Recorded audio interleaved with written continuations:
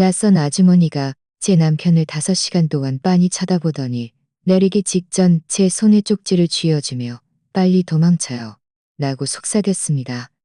다음 날 뉴스를 보고 저는 그 자리에서 얼어보고 말았습니다. 제 이름은 김아윤, 27살입니다.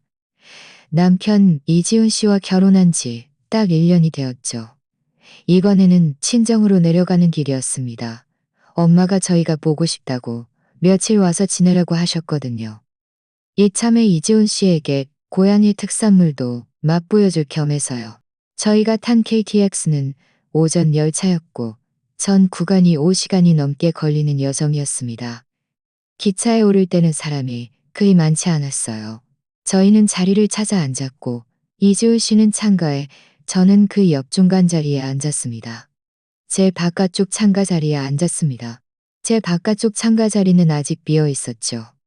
저는 들고 온 간식과 물통을 작은 테이블 위에 놓고 이지훈 씨에게 나중에 배고프면 좀 먹으라고, 당신이 좋아하는 육포도, 당신이 좋아하는 육포도 가져왔다고, 당신이 좋아하는 육포도, 당신이 좋아하는 육포도. 10분쯤 지났을까요? 40살쯤 되어 보이는 아주머니 한 분이 올라탔습니다. 회색 외투를 입고 검은색 찬 가방을 들고 있었는데 마침 저희 바깥쪽 창가 자리에 앉으시더군요. 아주머니는 가방을 내려놓으며 나지막이 실례합니다 라고 말했고 저는 얼른 안쪽으로 몸을 움츠려 자리를 비켜드렸습니다. 아주머니는 안쪽으로 몸을 움츠려 자리를 비켜드렸습니다. 아주머니는 안지작거리지 않고 등받이에 기대어 정면을 응시했습니다. 어떤 사람은 잠을 자고 어떤 사람은 휴대폰을 보고 어떤 사람은 멍하니 창밖을 바라보는 것이 지극히 평범한 풍경이었으니까요. 하지만 30분쯤 지났을 때 저는 뭔가 이상하다는 것을 감지했습니다. 그 아주머니가 정면도 창밖도 보지 않고 제 남편 이지훈 씨를 똑바로 쳐다보고 있는 겁니다. 이 아주머니 왜 이러지? 남을 이렇게 오래 쳐다보는 건 너무 무례하잖아.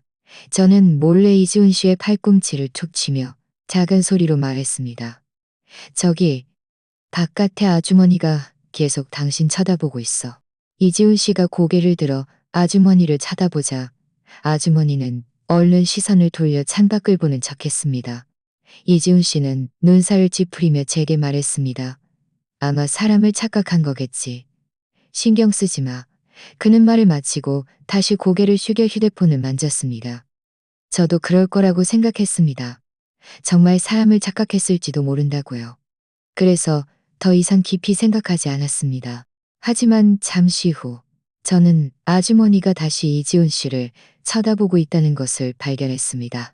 이번에는 더 진지하게 보고 있었고 눈빛에는 초조함과 약간의 두려움 같은 것이 섞여 있는 듯했습니다. 저는 왠지 모르게 불편했습니다. 아무리 생각해도 누군가에게 그렇게 빤히 응시당하는 것은 누구라도 불안할 테니까요.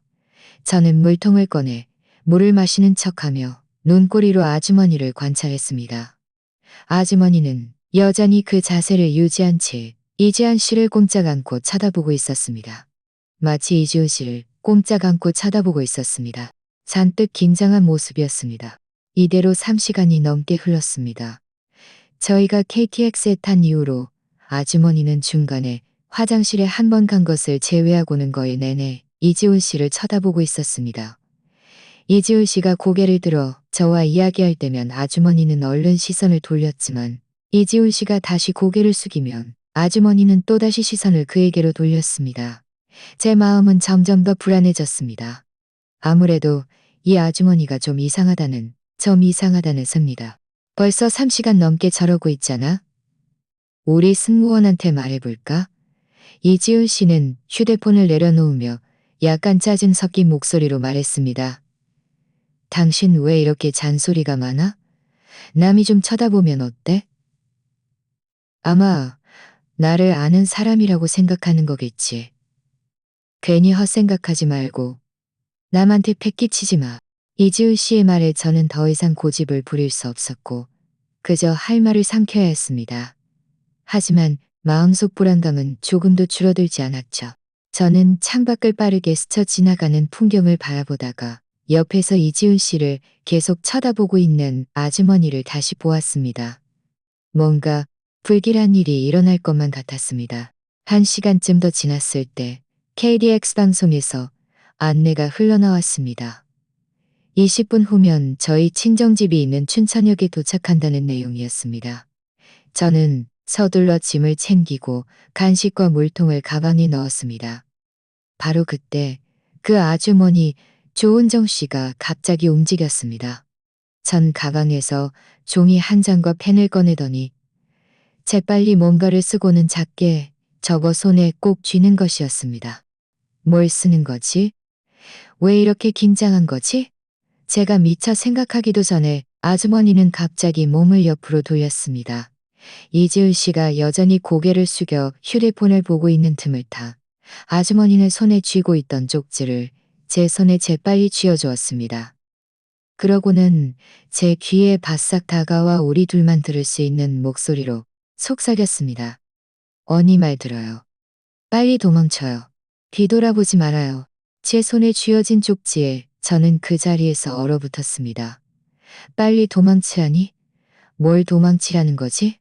왜 뒤돌아보지 말라는 거야? 제가 막 입을 열어 물어보려는데 아주머니는 이미 제자리로 돌아가 앉아 눈을 감고 있었습니다. 마치 아무 일도 없었던 것처럼요. 그때 이지훈 씨가 고개를 들어 제가 멍하니 서 있는 것을 보고 물었습니다. 왜 그래? 뭘 멍하니 서 있어? 뭘 멍하니 서 있어? 곧 내려야 하잖아. 얼른 짐 챙겨. 저는 손에 든 쪽지를 꼬았다가 눈을 감은 아주머니를 보았습니다. 마음은 혼란스러웠고 이지훈 씨에게 말해야 할지 말아야 할지 말아야 할지 말아야 할지 말아야 할지 말아야 할지 말아야 뒤돌아보지 말아요. 라는 말이 맴돌았습니다. 이지훈 씨가 제가 움직이지 않자 다시 재촉했습니다. 뭘 멍하니 있어? 기차 도착했잖아. 꾸물거리다가 못 내린다고. 그제야 저는 정신을 차리고 쪽지를 몰래 외투 안주머니에 넣고 지퍼를 채웠습니다. 아무렇지 않은 척 이지훈 씨의 짐을 챙기는 것을 도왔습니다. KTX가 속도를 줄이기 시작했고 창밖 풍경은 느려지면서 역 플랫폼이 보였습니다. 그 아주머니도 눈을 뜨고 자신의 찬 가방을 챙겨 좌석 옆에 서서 내릴 준비를 했습니다. 다만 아주머니는 더 이상 저와 이지훈 씨를 보지 않았고 시선은 계속 기차 문 쪽을 향해 있었습니다. 마치 급하게 어딘가로 가야 하는 사람처럼요. 곧 KTX가 완전히 멈췄고 문이 열리자 승객들이 차례로 내리기 시작했습니다. 저는 이지훈 씨 뒤를 따랐고 아주머니는 저희보다 조금 앞서 빠른 걸음으로 걸어갔습니다. 제 마음은 계속 두근거렸습니다. 아주머니를 쫓아가서 무슨 일인지 자세히 묻고 싶었지만 이지훈 씨가 의심할까봐 두려웠습니다. 그저 아주머니가 앞으로 걸어가는 것을 속수무책으로 바라볼 수밖에 없었습니다. 플랫폼 출구에 다다랐을 때 사람들이 좀 붐볐습니다. 옆에서 짐 가방을 끌던 아저씨에게 부딪혀 넘어질 뻔했습니다. 겨우 몸을 가누고 고개를 들어 아주머니를 찾았을 때는 이미 그 모습이 보이지 않았습니다. 제 마음은 더욱 불안해졌습니다. 그 쪽지는 대체 무슨 의미였을까? 왜 나보고 도망치라고 한 거지? 이지훈 씨가 다가와 저를 붙잡으며 눈살을 찌푸렸습니다. 당신 오늘 왜 이래? 정신이 나가서 길도 안 보고 걸어? 저는 억지로 웃으며 말했습니다. 아마 기차를 너무 오래 타서 좀 어지러운가 봐. 이지훈 씨는 더 이상 묻지 않고 짐을 들고 역 밖으로 나섰습니다. 엄마는 이미 밖에서 저희를 기다리고 계셨습니다. 멀리서 저희를 보자마자 손을 흔들며 이지훈 씨를 불렀습니다. 이지훈 씨는 얼른 다가가 웃으며 엄마에게 인사했습니다. 장모님, 고생하셨어요. 여기까지나 좀 나오시고. 엄마는 이지훈 씨 손을 잡고 활짝 웃으셨습니다. 고생은 무슨. 어서 집에 가자. 닭곰탕 끓여놨으니 너희들 오면 먹으려고 기다렸어. 가는 내내 엄마는 이지훈 씨와 정겹게 이야기하며 일이 힘든지 물으셨고 고향 특산물도 많이 준비해두었다고 하셨습니다. 이지훈 씨도 말을 참 잘해서 엄마를 아주 기쁘게 해드렸습니다. 저는 옆에 앉아 있었지만 마음속으로는 계속 그 쪽지를 생각했습니다. 저도 모르게 주머니를 만졌습니다. 쪽지는 여전히 그곳에 딱딱하게 꽂혀 있었고 마치 시한폭탄처럼 제 피부를 찔렀습니다. 집에 도착하자 엄마는 부엌으로 가서 닭곰탕을 데우셨고 이지은 씨는 거실 소파에 앉아 휴대폰을 만지고 있었습니다. 저는 틈을 타 침실로 들어가 문을 닫았습니다. 안주머니에서 쪽지를 꺼내 조심스럽게 펼쳤습니다. 쪽지는 공책에서 찢어낸 것 같았고 그 위에 검은 펜으로 한 줄의 글씨가 쓰여 있었습니다. 글씨는 좀 흘려 쓴 듯했지만 아주 급하게 썼다는 것을 알 수 있었죠. 당신 남편은 좋은 사람이 아니에요. 빨리 그 사람을 떠나요. 들키지 않게 조심하고 자신을 지켜요. 저는 이 글을 보며 심장이 쿵쾅거리고 손까지 떨리기 시작했습니다. 내 남편이 좋은 사람이 아니라고? 그럴 리가 없어. 이지은 씨는 가끔 말이 없긴 하지만 저에게는 늘 잘해줬습니다. 결혼 1년 동안 한 번도 저에게 화를 낸 적이 없었고 제 생일과 기념일도 잊지 않고 챙겨줬는데 어떻게 나쁜 사람일 수 있을까요? 혹시 그 아주머니가 사람을 착각한 걸까요? 아니면 정신적으로 문제가 있는 사람일까요? 하지만 그 아주머니는 5시간 동안 이지은 씨를 쳐다보고 있었고 저에게 일부러 쪽지까지 써서 경고했는데 그냥 하는 말 같지는 않았습니다.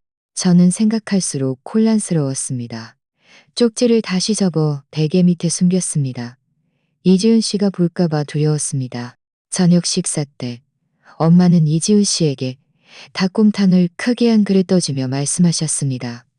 지훈아, 많이 먹고 몸보시네. 젊은 사람들 일하느라 바쁘다고 너무 무리하지 말고. 이지은 씨는 웃으며 말했습니다. 감사합니다. 장모님. 장모님이 끓여주신 닭곰탕이 최고예요. 저는 그의 온화한 모습을 보며 도저히 그를 나쁜 사람과 연결시킬 수 없었습니다.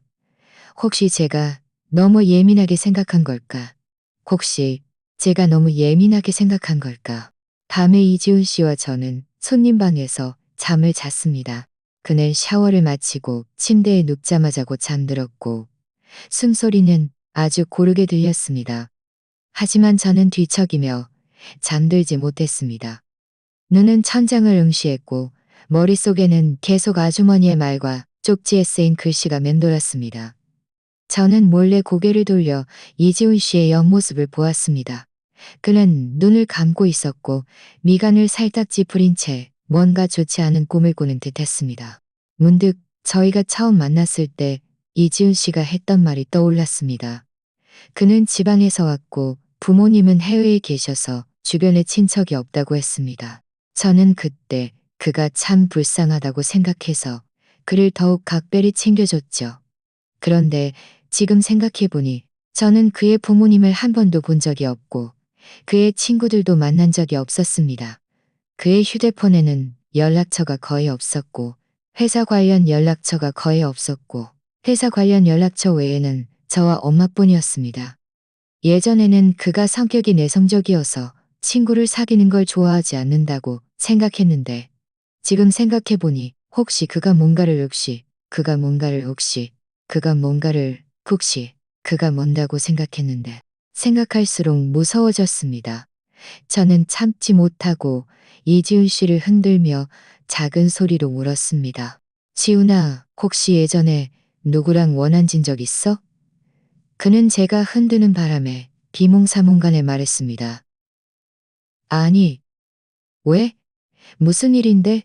저는 잠시 망설이다가 말했습니다. 아무것도 아니야. 그냥 궁금해서 물어본 거야. 그는 하품을 한 번 하고 몸을 뒤척이며 말했습니다. 괜한 생각 말고 얼른 자. 내일 당신 외할머니 댁에 같이 가야 하잖아. 저는 그의 뒷모습을 보며 마음속 의문이 점점 커져갔습니다. 그 쪽지는 돌덩이처럼 제 마음을 짓눌러 숨쉬기조차 힘들게 만들었습니다. 대체 누구를 믿어야 할까? 저와 1년 동안 결혼 생활을 해온 남편을 믿어야 할까? 아니면 한 번밖에 보지 못한 낯선 아주머니를 믿어야 할까? 다음 날 아침, 저는 일찍 일어났지만 이지훈 씨는 아직 잠들어 있었습니다. 살금살금 숨죽이며 거실 테이블에 놓인 이지훈 씨의 휴대폰 화면이 반짝이며 문자 메시지 하나가 떴습니다. 원래는 보지 않으려 했지만 마음속 의문이 너무 커서 참을 수 없어 결국 다가가고 말았습니다. 문자 메시지는 모르는 번호에서 온 것이었고 내용은 아주 짧았습니다. 물건 준비됐나?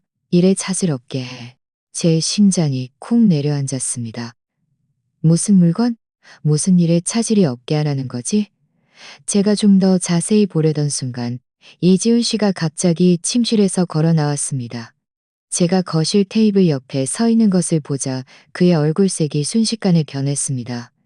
그는 빠른 걸음으로 다가와 휴대폰을 낚아채며 말했습니다.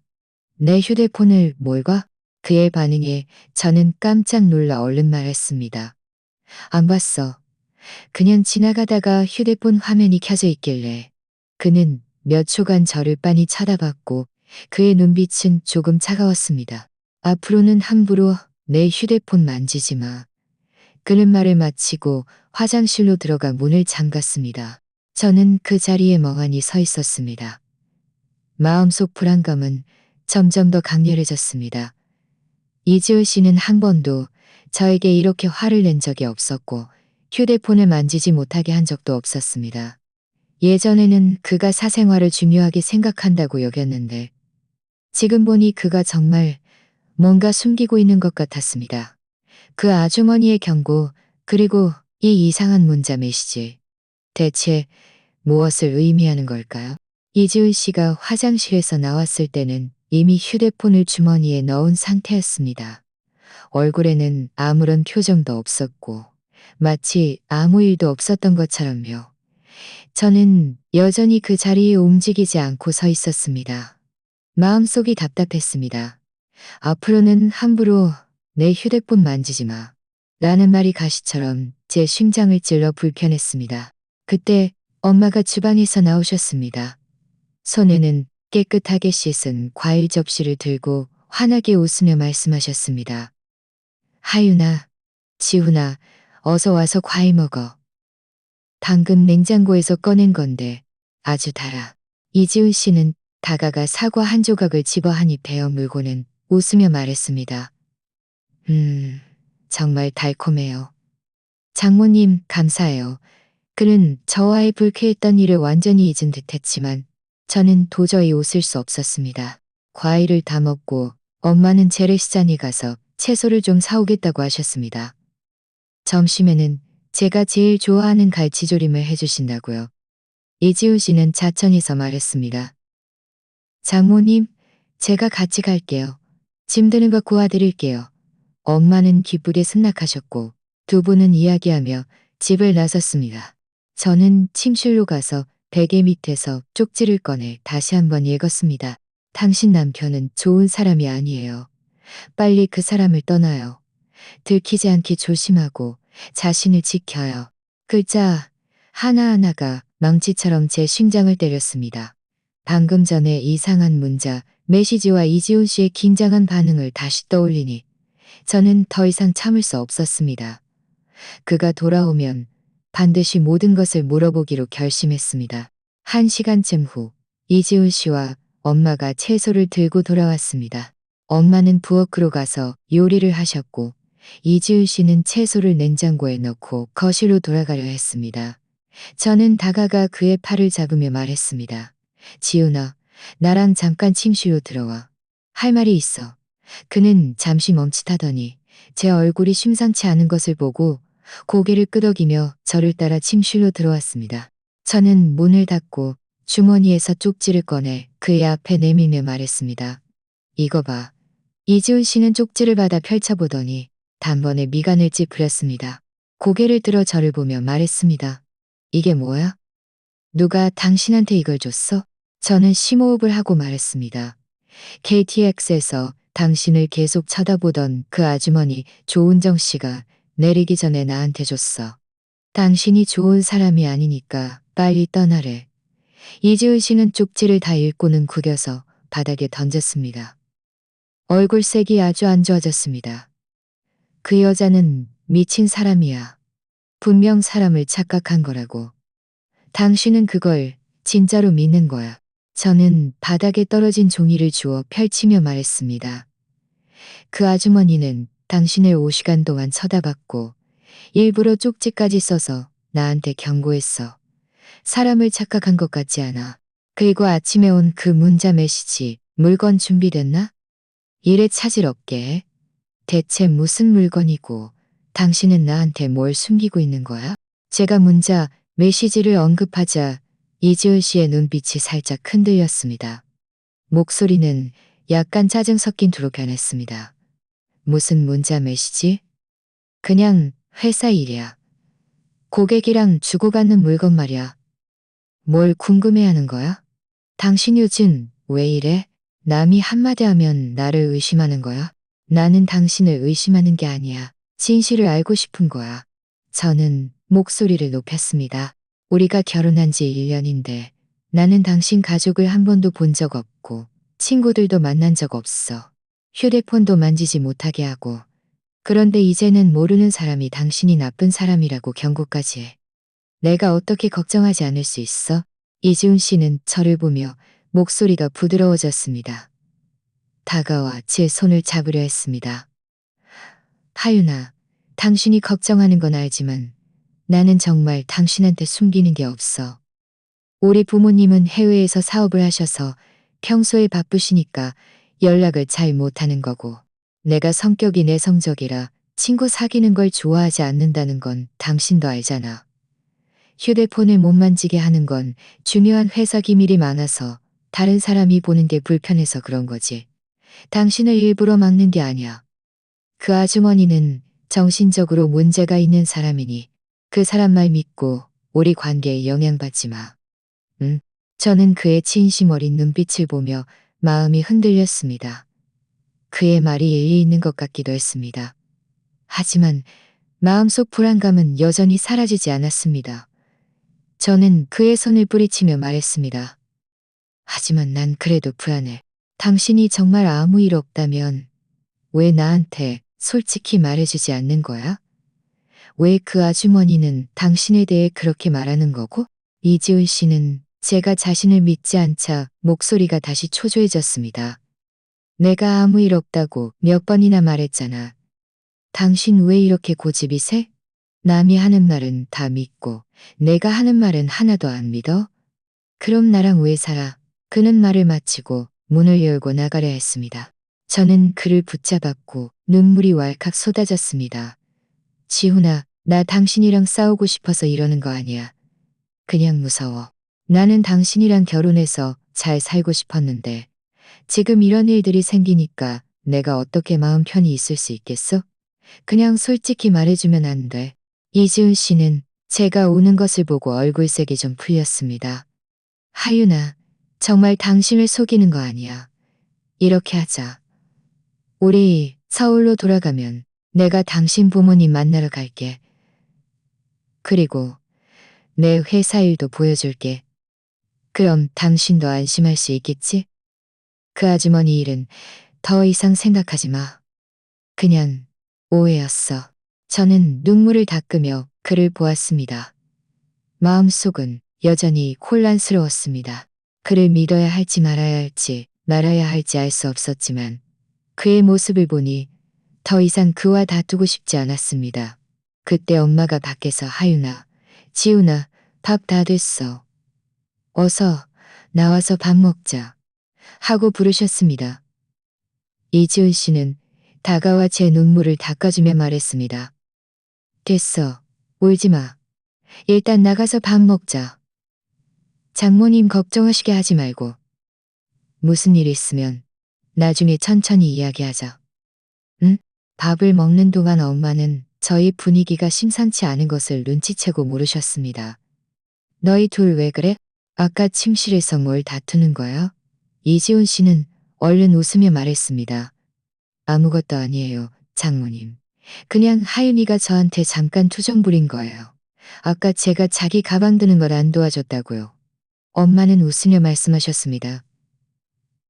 하윤아, 이 녀석아. 지훈이가 나 채소 드는 것까지 도와줬는데 네가 왜 투정을 부려? 어서 먹고 화 풀어.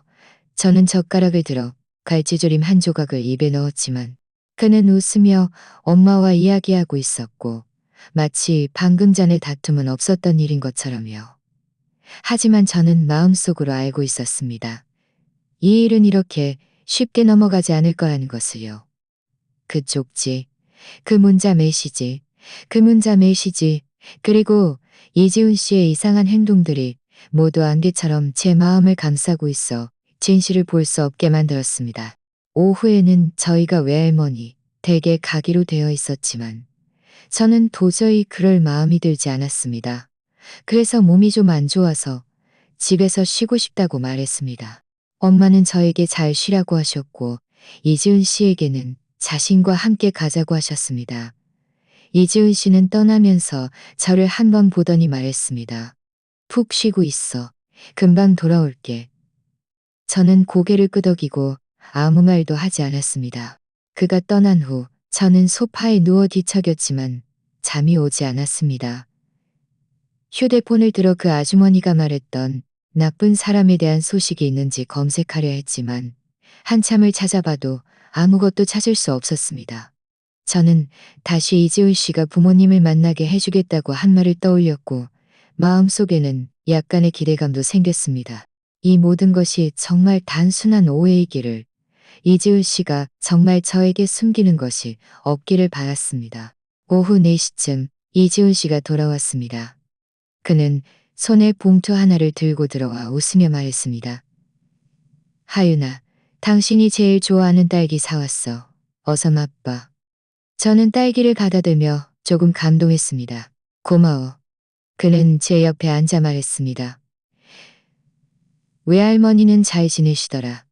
당신한테 직접 만드신 쿠키도 좀 가져다 주라고 하셨어. 봉투 안에 있어. 저는 그를 보며 마음속 의문이 조금 줄어드는 것 같았습니다. 어쩌면 정말 제가 너무 많이 생각했던 걸지도 몰라. 그 아주머니는 정말 사람을 착각한 거고 이지우 씨도 정말 저에게 숨기는 것이 없는 걸지도. 저는 딸기 하나를 집어 입에 넣었습니다. 달콤한 맛이 입안에 퍼지자 마음속 불안감도 조금은 가라앉는 듯했습니다. 하지만 저는 몰랐습니다. 이 평온함이 단지 잠시일 뿐이라는 것을요. 다음 날 보게 될 뉴스가 저를 완전히 무너뜨릴 거라는 것을요. 친정집에서 이틀 더 보냈습니다. 제 마음속 불안감은 좋았다, 나빴다를 반복했습니다. 이지훈 씨는 늘 아주 평범하게 행동했습니다. 매일 엄마와 이야기하고 집안일을 돕고 저를 데리고 시장에 가서 간식과 작은 선물도 사주었습니다. 하지만 저는 왠지 모르게 그의 미소 뒤에 무언가가 숨겨져 있는 것 같았습니다. 특히 휴대폰을 볼 때면 그의 눈빛이 늘 불안하게 흔들리는 것을 느꼈습니다. 나흘째 되는 날 아침, 저희는 짐을 챙겨 서울로 돌아갈 준비를 했습니다. 엄마는 저희를 KTX역까지 배웅해 주시며 제 손을 잡고 당부하셨습니다. 하윤아, 서울 가면 몸 잘 챙기고 지훈이랑 너무 투정 부리지 마. 부부 사이는 서로 이해하고 배려해야 하는 법이야. 저는 고개를 끄덕였고 눈가가 촉촉해졌습니다. 이지우 씨는 옆에서 웃으며 말했습니다. 장모님, 걱정하지 마세요. 제가 하윤이 잘 돌볼게요. 서울로 돌아오는 KTX 안에서 이지훈 씨는 등받이에 기대어 잠들었습니다. 휴대폰은 그의 무릎 위에 놓여 있었습니다. 저는 그의 옆모습을 보며 마음속으로 다시 갈등했습니다. 그 아주머니의 말을 믿어야 할까 말아야 할까. 저는 몰래 그의 휴대폰을 집어 어떤 단서라도 찾으려 했습니다. 하지만 휴대폰에 손이 닿자마자 그가 갑자기 잠에서 깨어났습니다. 그는 휴대폰을 낚아채듯 가져가며 경계하는 눈빛으로 저를 보았습니다. 뭘 하는 거야? 저는 그의 반응에 깜짝 놀라 얼른 말했습니다. 아무것도 아니야. 그냥 휴대폰 떨어질 것 같아서 잡아주려 했어. 그는 눈살을 찌푸리며 휴대폰을 주머니에 넣고 말했습니다. 신경 쓰지 마. 내가 알아서 할게. 가는 내내 저희는 더 이상 말을 하지 않았습니다. 분위기는 아주 어색했습니다. 서울 집에 도착하자마자 이지훈 씨는 회사에 일이 생겨 야근해야 한다며 외투를 챙겨 밖으로 나섰습니다. 저는 그의 뒷모습을 보며 마음속 의문이 또 하나 늘었습니다. 예전에는 야근할 일이 있으면 미리 저에게 말해줬는데 이렇게 갑작스러운 적은 없었습니다. 밤 10시쯤이 되어서야 이지훈 씨가 돌아왔습니다. 그의 몸에서는 희미한 담배 냄새가 났습니다. 예전에는 그가 거의 담배를 피우지 않았는데 저는 그에게 오늘 회사에 무슨 일이 그렇게 많아서 밤늦게까지 야근했냐고 물었습니다. 그는 신발을 갈아 신으며 말했습니다. 그냥 프로젝트에 문제가 좀 생겨서 해결하느라 바빴어. 저는 다시 물었습니다. 밥은 먹었어? 내가 밥 떼어놨는데. 그는 회사에서 먹었다고 말하고는 침실로 들어가 문을 닫았습니다. 저와 더 이상 이야기하고 싶지 않은 듯 했습니다. 그 후 며칠 동안 이지훈 씨는 점점 더 이상하게 변했습니다. 매일 퇴근이 늦었고 가끔은 새벽이 되어서야 돌아왔습니다. 어디 갔었냐고 물으면 야근을 했거나 고객을 만났다고 말했습니다. 게다가 그는 늘 저를 피해 전화를 받았습니다. 휴대폰이 울릴 때마다 베란다나 화장실로 가서 문을 닫고 아주 작은 목소리로 통화했습니다. 저는 그가 무슨 말을 하는지 전혀 들을 수 없었습니다. 한 번은 제가 주방에서 요리하고 있는데 거실에서 그가 전화 통화를 하는 소리가 들렸습니다. 누군가와 다투는 듯 했습니다. 저는 몰래 주방문으로 다가가 그의 목소리를 희미하게 들었습니다. 재촉하지 마. 며칠만 더 주면 분명히 받아낼 수 있어. 뒷부분은 들리지 않았습니다. 뒷부분은 들리지 않았습니다. 그가 저를 발견한 것 같았고 그는 재빨리 전화를 끊고 주방으로 들어왔습니다. 다 됐어. 배고파. 또 한 번은 제가 그의 휴대폰으로 택배 정보를 확인하려 했습니다. 마침 그가 밖에서 돌아왔고 제가 그의 휴대폰을 들고 있는 것을 보자마자 그는 버럭 화를 냈습니다. 달려와 휴대폰을 낚아채며 큰 소리로 말했습니다. 내가 당신한테 내 휴대폰 만지지 말라고 몇 번이나 말했어? 당신은 왜 말을 안 들어? 당신은 왜 말을 안 들어? 울음을 저는 울음을 터는 울음을 터뜨렸습니다. 나는 그냥 택배 확인하려고 했어. 그렇게 화낼 일이야. 그는 제가 우는 것을 보고 화를 좀 가라앉히며 말했습니다. 저는 고개를 끄덕였지만 마음속으로는 점점 더 무서워졌습니다. 저는 이지훈 씨의 일거수일투족을 살피기 시작했습니다. 어느 날 그가 샤워하는 동안 저는 몰래 그의 서류 가방을 뒤져 혹시 단서가 될 만한 것이 있는지 찾아보았습니다. 서류 가방 안쪽 주머니에서 저는 은행카드 한 장과 신분증 한 장을 발견했습니다. 신분증의 이름은 이지훈이 아니라 박성민이었습니다. 저는 신분증의 이름을 보며 심장이 콩쾅거렸습니다. 손까지 떨리기 시작했습니다. 그는 왜 다른 사람의 신분증을 가지고 있는 거지? 설마 이지훈. 이 이름이 가짜였단 말이야? 저는 다시 그 은행 카드를 집어 혹시 정보가 있는지 보려 했지만 카드 번호 외에는 아무것도 없었습니다. 저는 얼른 신분증과 은행 카드를 서류 가방에 다시 넣어 아무 일도 없었던 것처럼 행동했습니다. 이지훈 씨가 샤워를 마치고 나와 제가 소파에 앉아 있는 것을 보고 물었습니다. 왜 그래? 거기 앉아서 뭘 하고 있어? 저는 애써 침착한 척 말했습니다. 아무것도 아니야. 당신 나오면 TV 보려고. 밤에 잠자리에 들었을 때 저는 뒤척이며 잠들지 못했습니다. 머릿속에는 온통 그 가짜 신분증 이야기가 가득했습니다. 이지훈이 가짜 이름이라면 그의 진짜 신분은 뭘까? 그는 왜 나를 속인 거지? 그 아주머니가 그가 나쁜 사람이라고 한 말이 정말이었을까? 생각할수록 무서워져 저는 참지 못하고 울음을 터뜨렸습니다. 이지훈 씨는 제가 우는 소리에 잠에서 깨어 물었습니다. 왜 그래? 왜 울어? 저는 얼른 눈물을 닦으며 말했습니다. 아무것도 아니야. 그냥 악몽을 꿨어. 그는 더 이상 묻지 않고 몸을 뒤척이더니 곧 다시 잠들었습니다. 저는 그의 뒷모습을 보며 마음속이 차갑게 식었습니다. 저는 그를 한 번도 제대로 알지 못했을 수도 있다는 것을 깨달았습니다. 저에게 다정하고 친절하며 제 생일과 기념일을 잊지 않고 챙겨주던 이지훈 씨는 어쩌면 그저 그가 꾸미는 모습일 뿐이었을지도 모릅니다. 그의 진짜 신분, 그의 모든 것이 수수께끼였습니다. 저는 더 이상 생각할 수 없었습니다. 제가 무너질까봐 두려웠습니다. 저는 더 이상 이렇게 있을 수 없다는 것을 알았습니다. 진실을 찾아야만 했습니다. 하지만 어떻게 해야 할까요?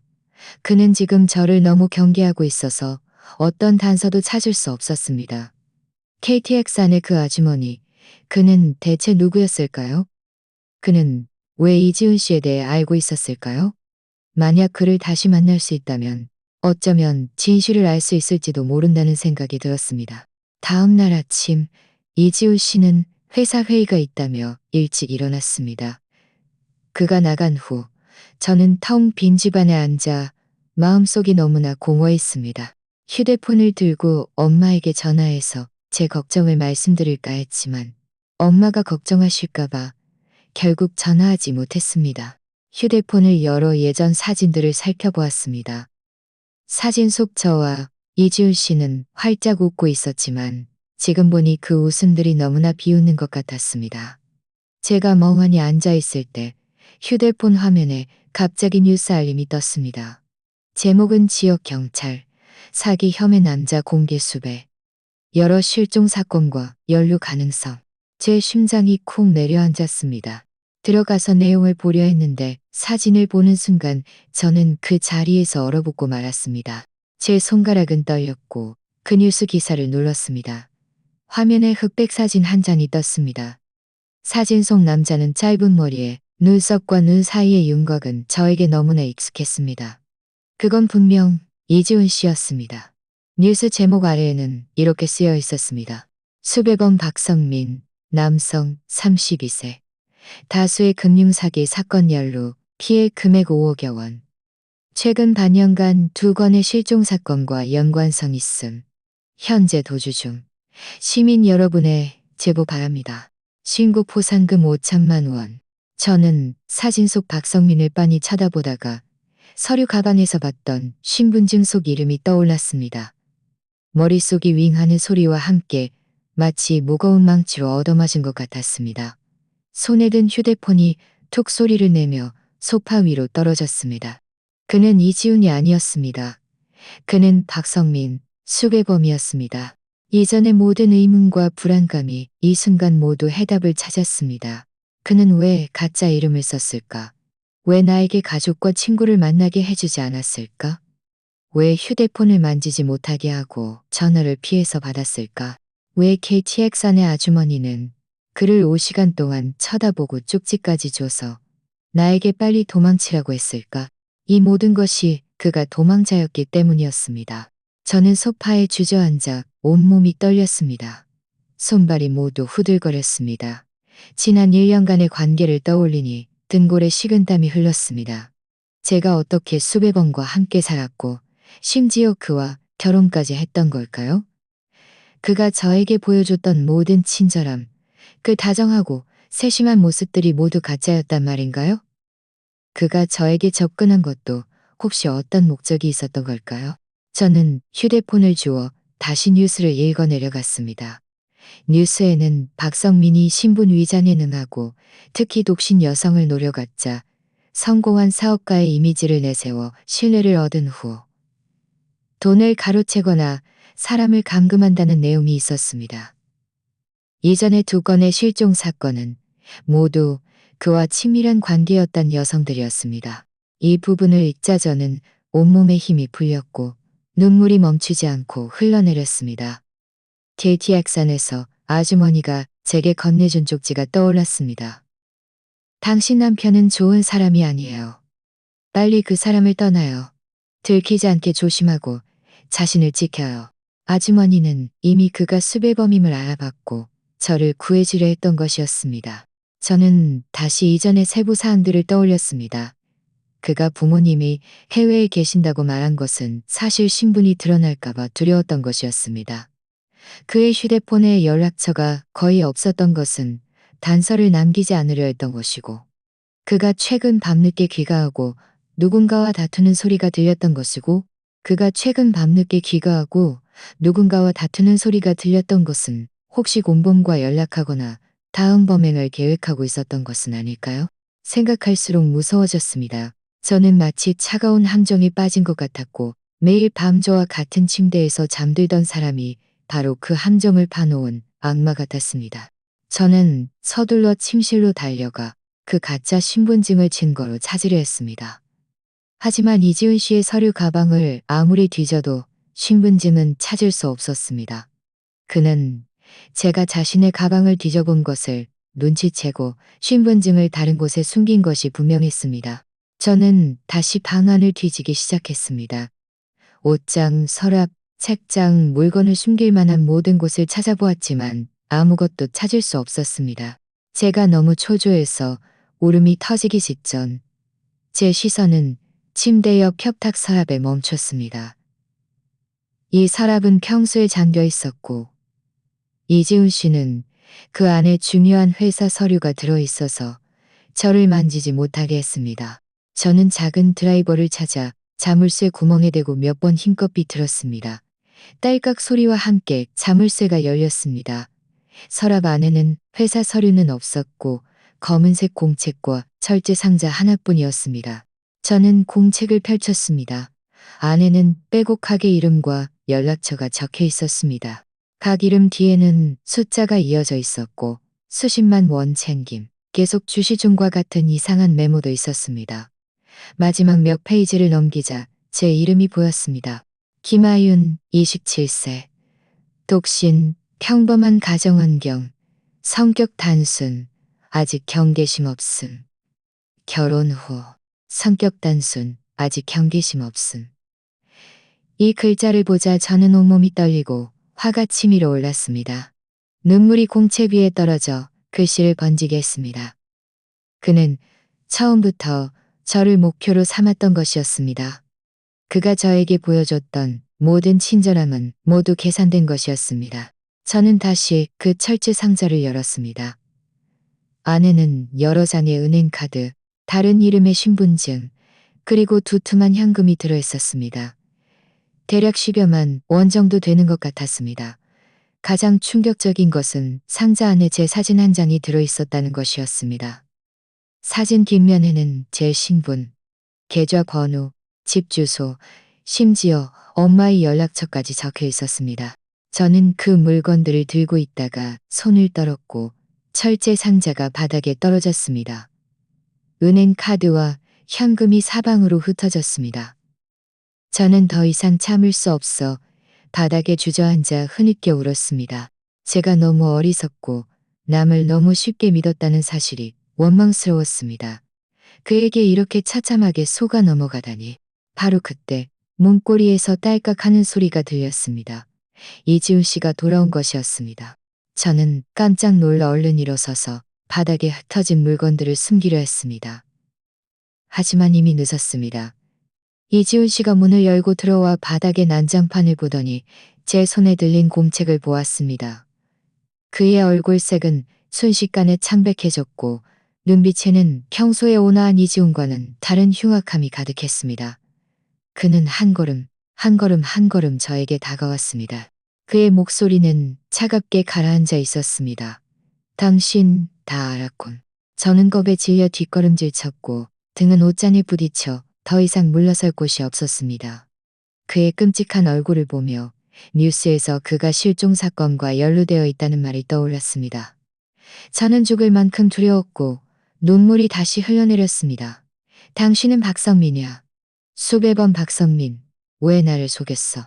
박선민은 걸음을 멈추고 얼굴에 싸늘한 비웃음을 띄었습니다. 속였다고?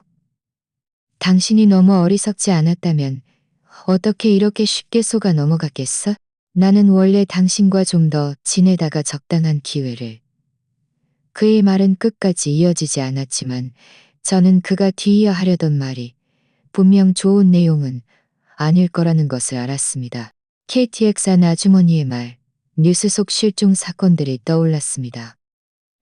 저는 갑자기 용기를 내어 말했습니다. 다가오지 마.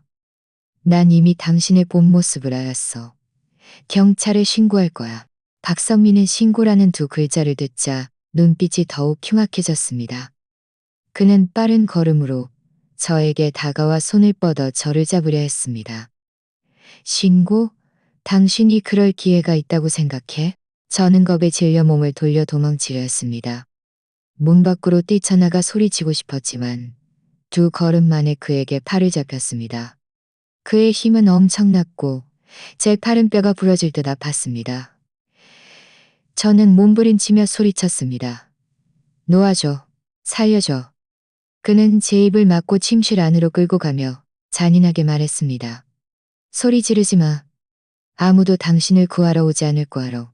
순순히 있으면 덜 고통스러울 테지만 저는 필사적으로 몸부림쳤습니다. 머릿속에는 오직 이 사람에게 붙잡히면 안 돼. 나는 도망쳐야 해. 라는 생각뿐이었습니다. 라는 생각뿐이었습니다. 저는 온 힘을 다해 무릎으로 그의 극소를 세게 찍었습니다.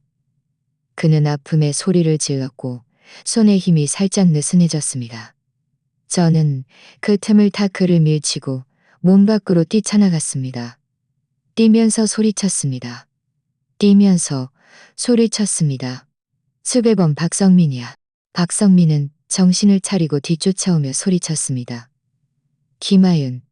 거기서 저는 문 밖으로 뛰쳐나가 밖으로 달려갔습니다. 마침 복도에 이웃 주민이 지나가고 있었습니다.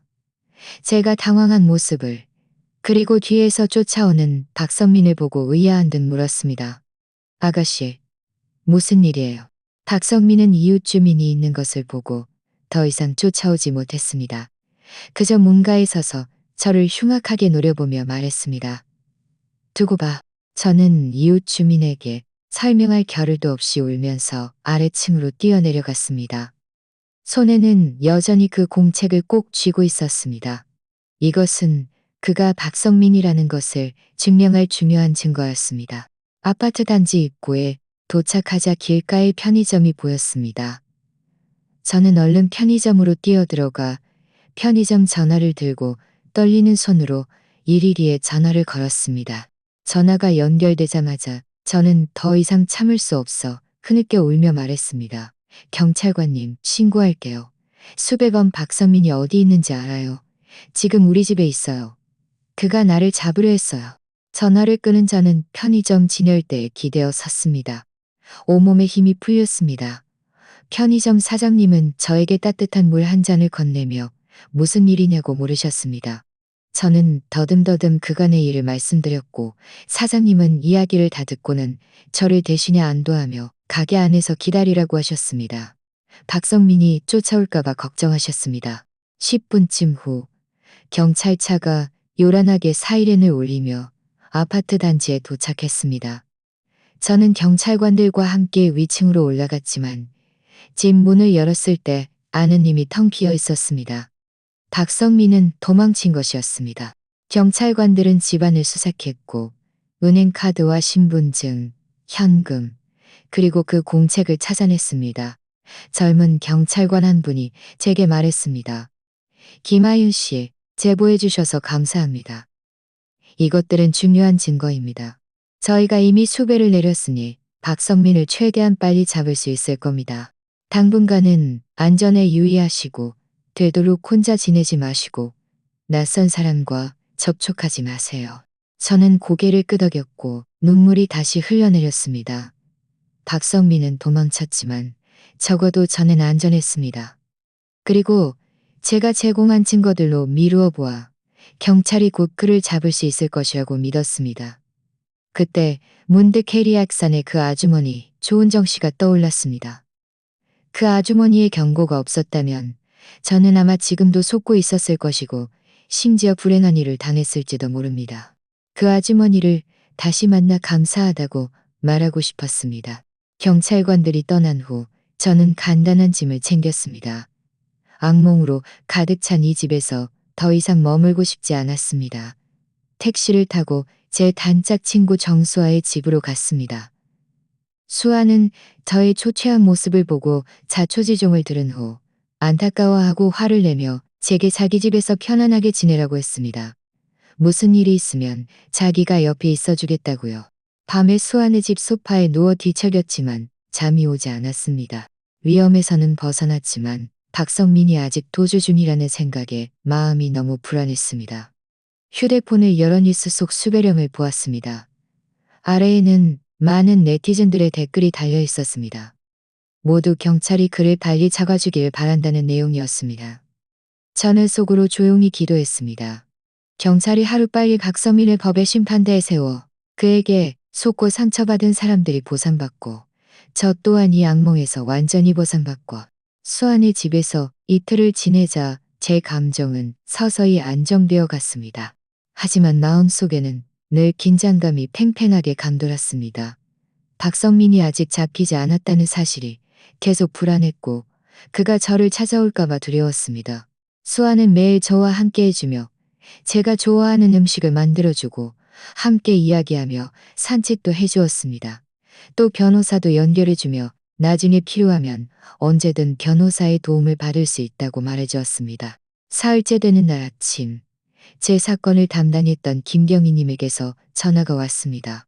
박성민에 대한 몇 가지 상황을 확인해야 한다며 경찰서로 와달라고 했습니다.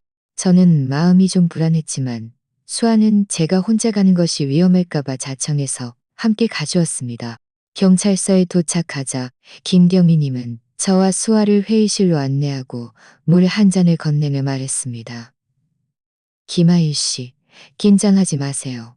박성민 씨에 대한 몇 가지 정보를 여쭤보고 싶습니다. 저희가 그를 잡는 데 도움이 될 겁니다. 저는 고개를 끄덕이고 물을 한 모금 마셔 마음을 가다듬었습니다. 김경희님은 물었습니다. 김하일 씨는 박성민 씨를 처음 만났을 때 그가 어떤 신분으로 접근했습니까? 그의 직업, 친구, 혹은 과거 경험에 대해 이야기한 적이 있나요? 저는 곰곰이 생각하며 말했습니다. 그때 그는 이지훈이라는 이름으로 한 IT 회사에서 프로젝트 매니저로 일한다고 했어요. 부모님은 해외에서 사업을 하시고 주변에 친구는 별로 없다고요. 성격이 내성적이라 사교를 좋아하지 않는다고도 했고요. 지금 생각하니 이 모든 것이 다 가짜였어요. 김경희님은 다시 물었습니다. 그럼 평소에 특별한 습관이 있었나요? 예를 들어 자주 가는 곳이라든지 누구와 자주 연락한다든지. 저는 기억을 더듬으며 말했습니다. 딱히 자주 가는 곳은 없었어요. 출근했다가 집에 오는 것 외에는요.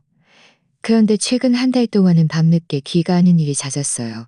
어떤 때는 야근이라고 하고 어떤 때는 고객을 만난다고 했어요. 그리고 늘 저를 피해 전화를 받았고요. 정확히 누구와 연락했는지는 저도 몰라요. 아, 맞다. 그의 휴대폰에 자주 연락하는 사람이 있었어요. 제가 예전에 우연히 한 번 본 적이 있어요. 김경희님은 얼른 공책에 메모하며 말했습니다. 이 윤태식이라는 사람이 그의 공범의 가능성이 높습니다. 저희가 이 단서를 집중적으로 수사할 겁니다. 또 그에게 친척이나 은신처가 있는지 아는 게 있나요? 저는 고개를 저으며 말했습니다.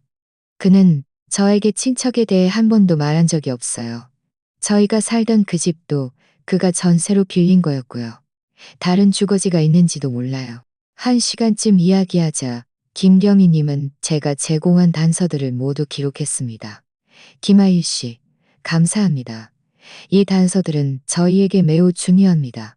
저희는 이미 김하일 씨가 제공한 윤태식이라는 단서를 바탕으로 수사를 시작했습니다. 또한 저희는 박성민 씨가 전세로 살던 집 근처에 CCTV도 설치했습니다. 그가 나타나면 즉시 발견할 수 있을 겁니다. 경찰서를 나설 때 김경희님은 다시 저에게 당부했습니다. 당분간 안전에 각별히 유의하십시오.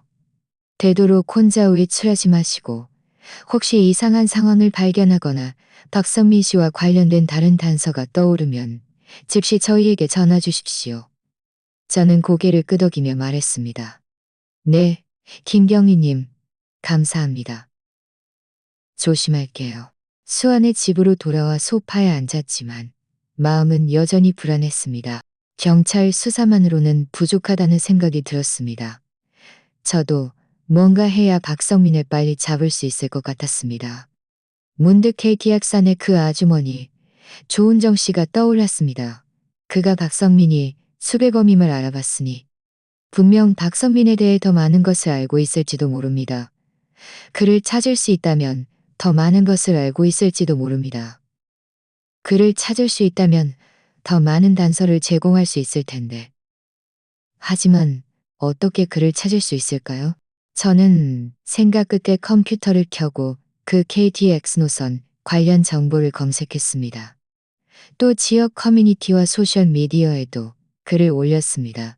아주머니의 외모적 특징을 묘사하며 박성민에 대한 정보를 얻기 위해 그를 찾고 싶다고요.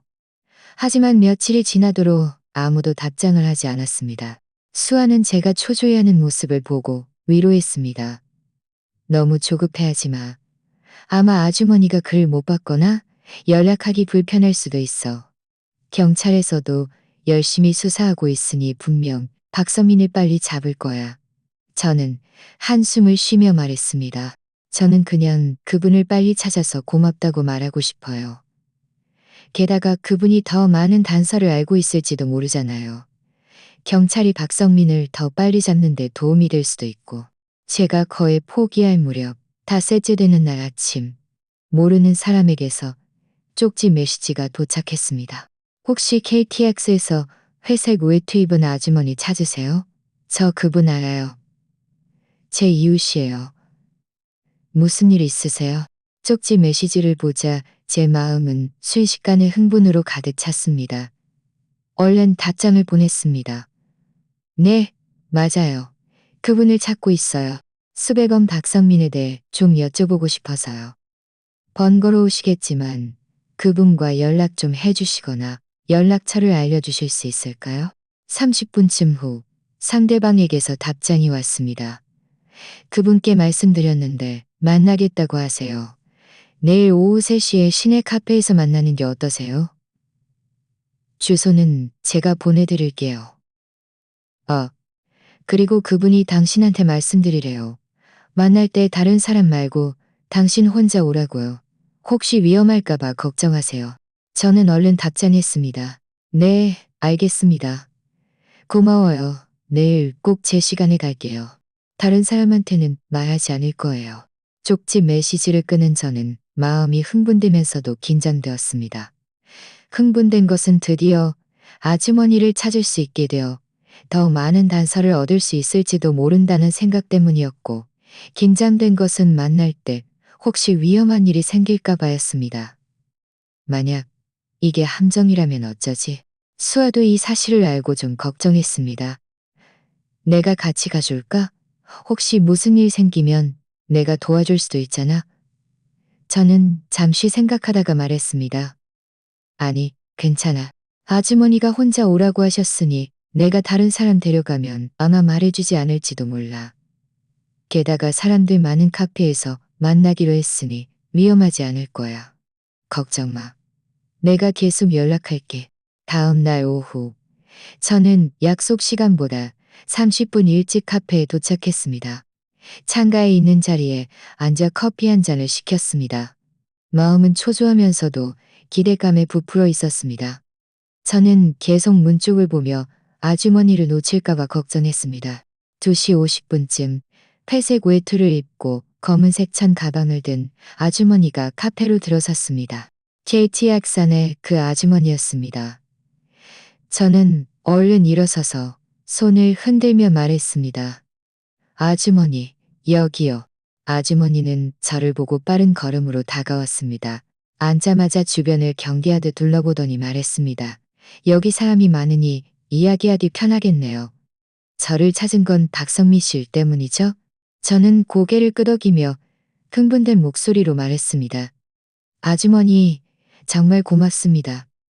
KTX에서 아주머니가 저에게 경고해주지 않았다면 저는 아마 지금도 속고 있었을 거예요. 아주머니는 어떻게 박성민을 아세요? 아주머니는 한숨을 쉬며 말했습니다. 긴 이야기예요. 박성민 그 짐승 같은 놈이 제 여동생을 해쳤어요. 아주머니는 제 여동생을 해쳤어요 라고 말할 때 목소리가 떨렸고 눈가가 순식간에 붉어졌습니다. 저는 얼른 티슈 한 장을 건네며 말했습니다. 아주머니, 진정하세요. 천천히 말씀해 주세요. 아주머니는 눈물을 닦고 심호흡을 한 후 천천히 입을 열었습니다. 제 여동생 이름은 조은서예요. 저보다 5살 어리죠. 작년 초에 박성민을 만났어요. 그때 박성민은 이지성이라는 이름을 썼고 자기가 건축 자재 사업을 한다고 했어요. 자기에게 많은 인맥이 있고 제 여동생에게 좋은 일자리를 찾아줄 수 있다고도 했죠. 제 심장이 쿵 내려앉았습니다.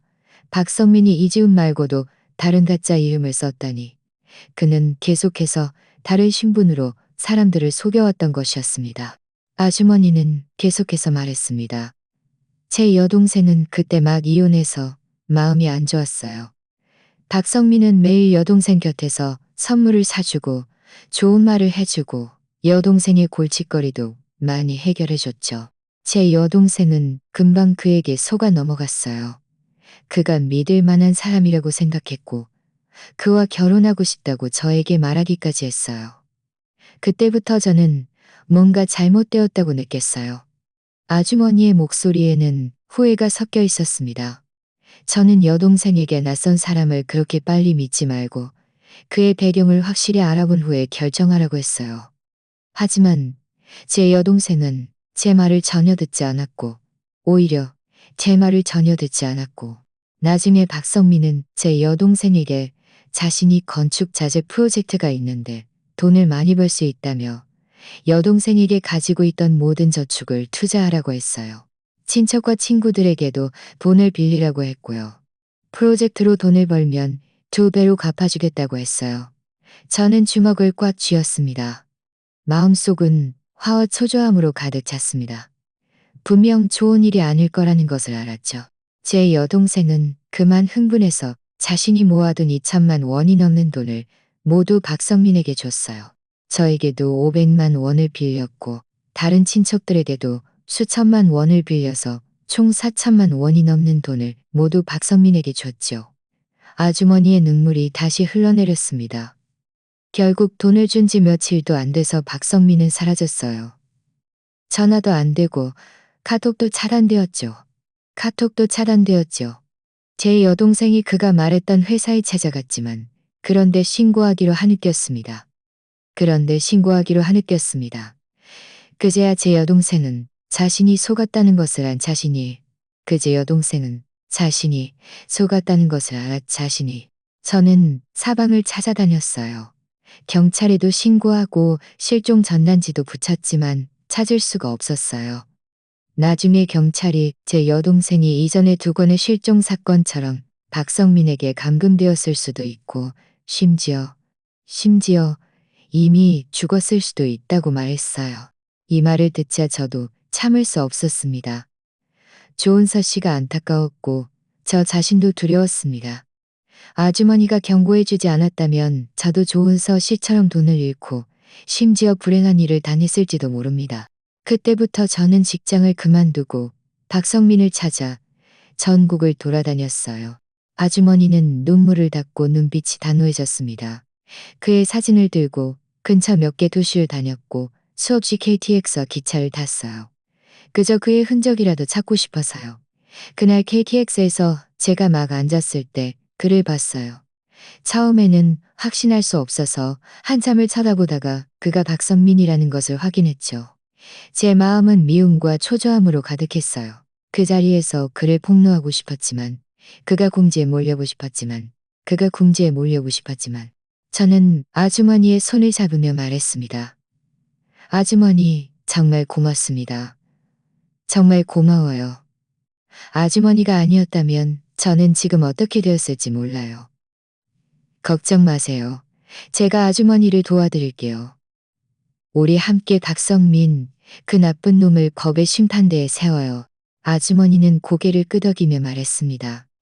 당신이 이미 경찰에 신고한 건 알아요. 경찰도 그를 찾고 있고요. 제가 박성민에 대한 단서가 좀 더 있는데 도움이 될지도 몰라요. 아주머니는 말하며 찬 가방에서 공책 한 권을 꺼내 저에게 건넸습니다.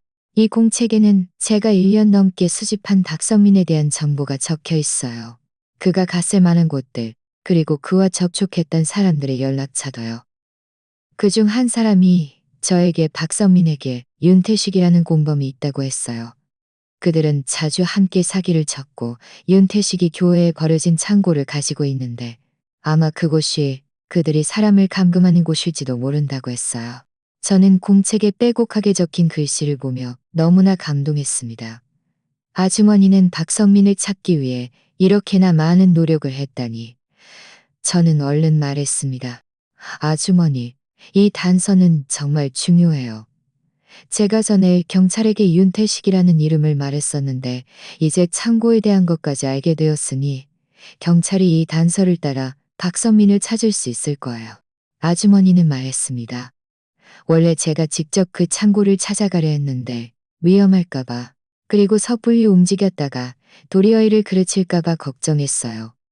이제 당신과 경찰이 협력하니 우리 함께 이 단서를 경찰에게 넘겨주면 분명 박선민을 빨리 잡고 제 여동생도 찾을 수 있을 거예요. 저희는 좀 더 이야기를 나누었고 다음 날 함께 경찰서에 가서 아주머니가 수집한 단서들을 김경희님에게 넘겨주기로 약속했습니다. 떠날 때 아주머니는 저에게 당부했습니다. 당분간 안전에 각별히 유의하세요. 박선민이 당신이 경찰과 협력하는 것을 알게 되면 분명 보복할 거예요. 저는 고개를 끄덕이며 말했습니다. 네, 그럴게요. 아주머니도 조심하세요. 수아네 집으로 돌아와 아주머니가 했던 이야기를 수아에게 모두 말해주었습니다. 수아도 너무 화를 냈습니다. 그 박선민이라는 놈은 정말 쓰레기야. 반드시 벌을 받게 해야 해. 내일 내가 너희랑 같이 경찰서에 가서 힘을 보태줄게. 다음 날 아침 저와 수아, 아주머니는 함께 경찰서로 갔습니다. 김경희님은 저희가 가져온 단서들을 보고 아주 기뻐했습니다. 이 단서들은 정말 결정적입니다. 저희가 전에 윤태식을 수사했지만 김전이 없었는데 이제 창고에 대한 것까지 알게 되었으니 당장 사람을 보내서 조사할 수 있겠네요. 김경희님은 즉시 경찰력을 배치하여 교외에 버려진 창고를 조사하게 했습니다. 3시간쯤 후 김경희님에게서 전화가 왔습니다. 창고에서 생활용품과 여성 의류가 발견되었다고 했습니다. 그곳이 박성민이 사람을 감금하던 장소일 가능성이 높다고요.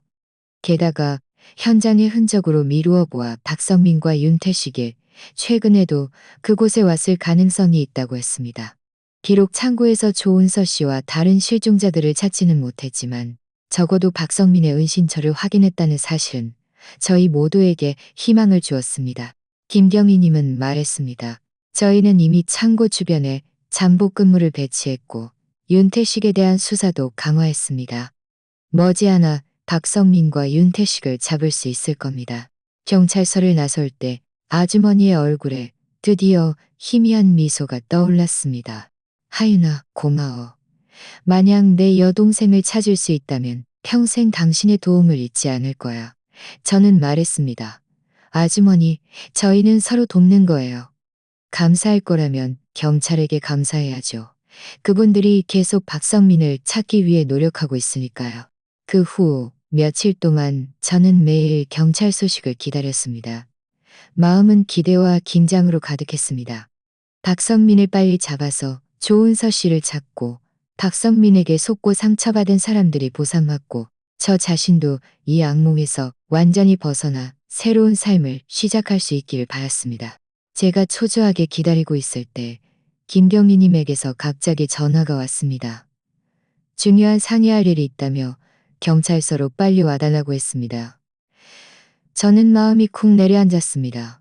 좋은 소식일지 나쁜 소식일지 알 수 없어 수아와 함께 서둘러 경찰서로 갔습니다.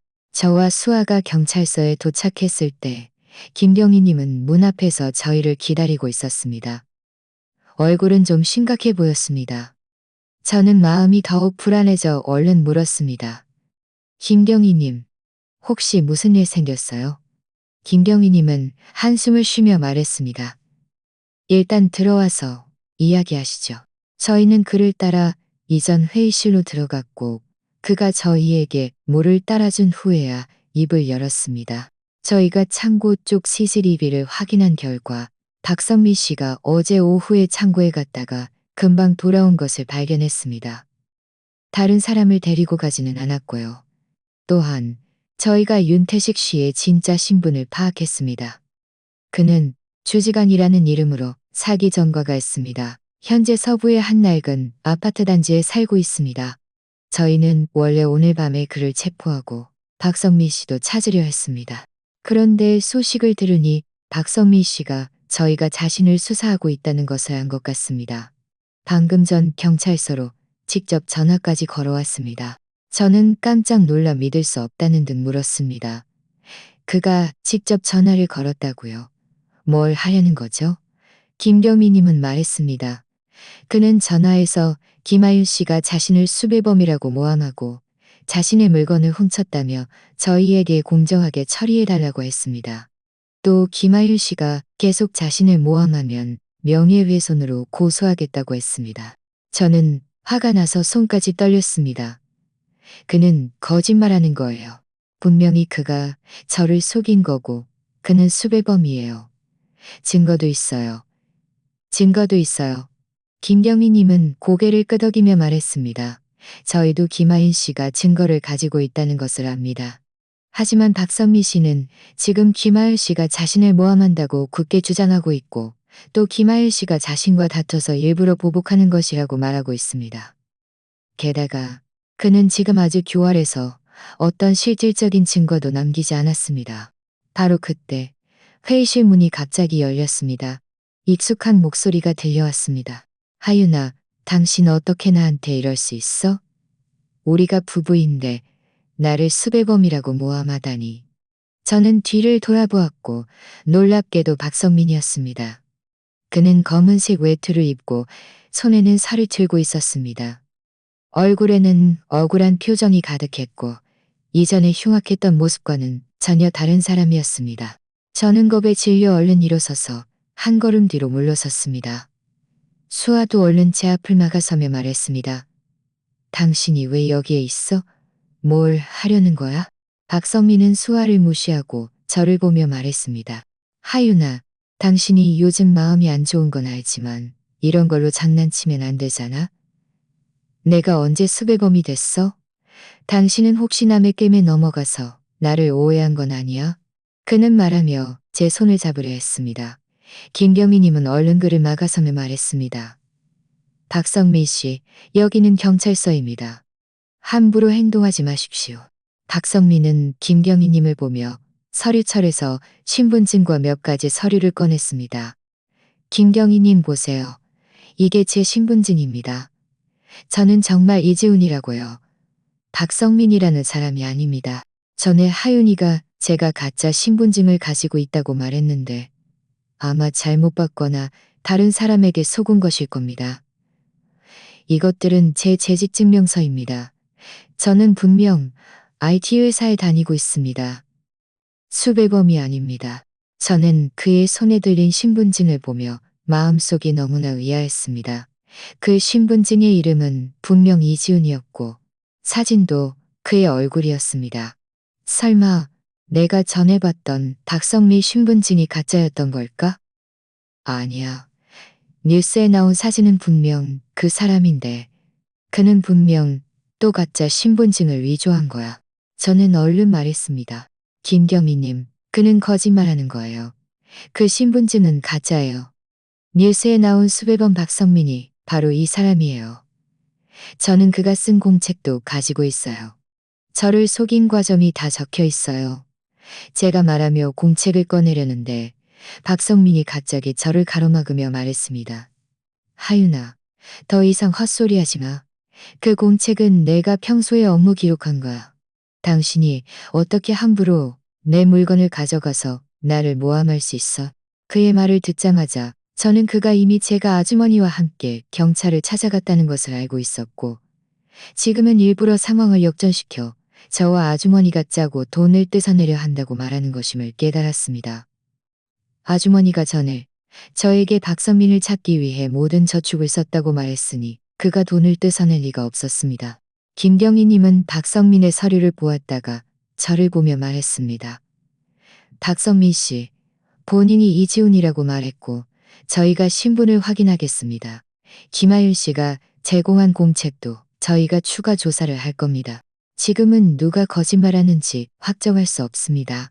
하지만 박성민 씨, 정말 아무 일 없다면 김하윤 씨를 더 이상 귀찮게 하지 마십시오. 만약 다시 괴롭히는 행동을 하면 저희가 법에 따라 처리할 겁니다. 박성민은 김경희님의 말을 듣고 얼굴에 득이한양한 미소를 띄었습니다. 저를 보며 말했습니다. 하윤아, 경찰관님도 오해라고 하시잖아. 당신이 아직 화가 나 있다면 내가 사과할게. 우리 집에 가서 잘 이야기하자. 더 이상 소동 피우지 말고. 저는 그가 연기하고 있다는 것을 알았지만 지금은 그가 박성민이라는 것을 증명할 확실한 증거가 없어서 그저 그가 순진한 척하는 것을 지켜볼 수밖에 없었습니다. 저는 이를 악물고 말했습니다. 나는 당신과 집에 가지 않을 거야. 당신이 누군지 당신 자신이 제일 잘 알잖아. 박성민은 한숨을 쉬며 말했습니다. 당신이 나랑 집에 가기 싫다면 나도 강요하지 않을게.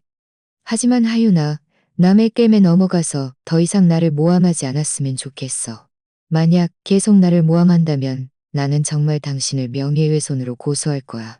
그는 말을 마치고 김경희님에게 감사하다고 말하고는 돌아서서 나갔습니다. 그가 떠나는 뒷모습을 보며 저는 화가 나서 눈물이 멈추지 않았습니다. 김경희님, 그는 거짓말하는 거예요. 그가 박성민이에요. 왜 그를 잡지 않아요? 김경희님은 난감한 듯 말했습니다. 김하윤 씨, 당신이 많이 초조해 하는 건 알지만 저희가 사건을 처리하려면 증거가 필요합니다. 그는 지금 이지훈이라는 신분정보와 재직증명서를 제공했습니다. 게다가 당신이 제공한 공책에는 그의 서명이 없고 그가 박성민임을 직접적으로 증명하는 증거도 없습니다. 당분간은 유죄의 근거로 삼을 수 없습니다. 저는 마음속으로 억울하고 초조했습니다. 분명 그가 나쁜 사람이라는 것을 알면서도 증거가 없다는 이유로 그를 잡을 수 없다니. 수아는 제 어깨를 두드리며 위로했습니다. 너무 조급해하지 마. 우리 다른 방법을 더 찾아보자. 분명 그의 정체를 밝힐 증거를 찾을 수 있을 거야. 경찰서를 나설 때는 이미 날이 어두워져 있었습니다. 저와 수아는 문 밖으로 나왔고 멀지 않은 가로등 아래 박성민이 서서 저희를 노려보고 있는 것을 보았습니다. 저는 마음이 철렁 내려앉아 얼른 수아의 손을 잡고 발걸음을 재촉하며 서둘러 그곳을 벗어나려 했습니다. 하지만 박성민이 갑자기 다가와 저희를 막아서며 차가운 목소리로 말했습니다. 하윤아, 당신이 경찰이랑 그 아주머니랑 쓸데없는 짓 하지 말라고 충고하는 거야. 안 그러면 내가 가만히 있지 않을 거야. 당신이 현명하게 행동해서 나랑 집에 가면 우리 잘 지낼 수 있어. 안 그러면 당신 엄마한테 무슨 일이 생길지 장담 못해. 그의 말은 분명 저를 위협하는 것이었습니다. 엄마를 이용해서 저를 자신에게 돌아오게 하려는 것이었습니다. 저는 화가 나서 온몸이 떨렸습니다. 우리 엄마 건드리지 마. 감히 엄마를 해치려 한다면 나 당신이랑 끝까지 싸울 거야. 박성민은 싸늘하게 비웃으며 말했습니다. 나는 누구도 해치고 싶지 않아. 당신만 나에게 맞서지 않으면 돼. 당신 잘 생각해봐. 내일 내가 다시 연락할게. 그는 말을 마치고 돌아서서 사라졌습니다. 저는 그 자리에 서서 눈물이 멈추지 않고 흘러내렸습니다. 그는 결코 가만히 있지 않을 거라는 것을 알았습니다. 저는 반드시 빨리 증거를 찾아 그를 체포해야 했습니다. 그렇지 않으면 저뿐만 아니라 엄마도 위협에 처할 것이었습니다. 수아는 제 손을 잡으며 말했습니다. 무서워하지 마. 내가 있잖아. 우리 내일 다시 아주머니 찾아가서 함께 방법을 생각해보자. 분명 증거를 찾을 수 있을 거야. 수아네 집으로 돌아와 저는 밤새 잠을 이루지 못했습니다. 머릿속에는 온통 박성민이 저를 위협했던 말들과 뉴스 속 수배령이 가득했습니다. 저는 더 이상 물러설 수 없다는 것을 알았습니다. 아무리 무서워도 그와 끝까지 싸워야 했습니다. 저 자신을 위해서뿐만 아니라 아주머니의 여동생, 그리고 그에게 속고 상처받은 모든 사람들을 위해서라도 말입니다. 저는 반드시 증거를 찾아 그가 합당한 벌을 받게 해야 했습니다. 다음 날 아침 일찍 박성민에게서 전화가 왔습니다. 어제보다 훨씬 부드러운 목소리로 말했습니다. 하윤아, 어제는 내가 말투가 좀 거칠었어.